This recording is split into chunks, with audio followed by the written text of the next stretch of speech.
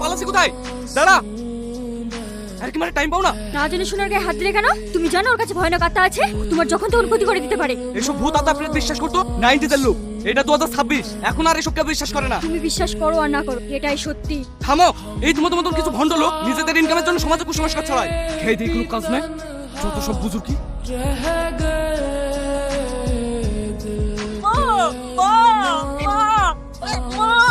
রোহন, কি হয়েছে তো?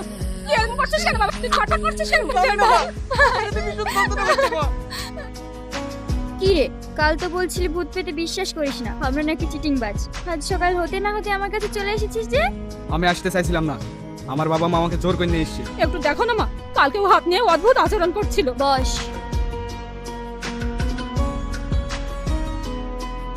তোর হাতে যেটা হয়েছে এটা তো ঠিক হয়ে যাবে, কিন্তু আমি যেটা দেখতে পাচ্ছি একটা ভয়ঙ্কর আত্মা তোকে টার্গেট রেখেছে, যে কোনো সময় তোকে অ্যাটাক করতে পারে। হ্যাঁ, যত সব আবল তবল কথাবার্তা, এই জন্য আমি এখানে আসতে চাইছিলাম না।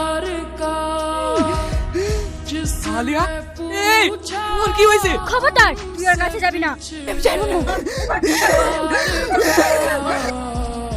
আলিয়া, কে বলেছিল গায়ে হাত দিতে? তোকে তো আগে বান করেছিলাম ওর গায়ে হাত দিবি না। এটা কোনো সাধারণ আত্মা না, তুচ্ছদের নেশে ঘুরে বেড়ানো এক ভয়ঙ্কর প্রেতাত্মা, যে তোকে টার্গেট করে রেখেছে। ও তোর ক্ষতি করবেই। তাহলে এখন কি উপায়? আপনাদের সবাইকে সতর্ক থাকতে হবে, অস্বাভাবিক কিছু দেখলে আমাকে খবর দেবেন। এখন যান। কি ব্যাপার মা, তোমার এই অবস্থা কেন? তোকে আমি বাঁচতে দেব না।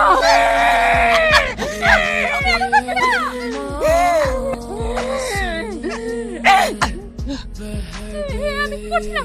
ওর আমার সোনা। আমি সুমন, তান্ত্রিক তান্ত্রিক।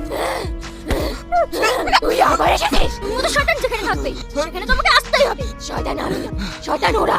কে তুই?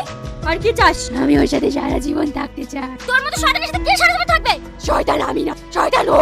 ওকে আমি প্রপোজ করেছিলাম আর ও আমার সাথে বেইমানি করেছে। একজনকে শেষ করেছি, এবার তোর পালা। তুই আর কিচ্ছু করতে পারবি না।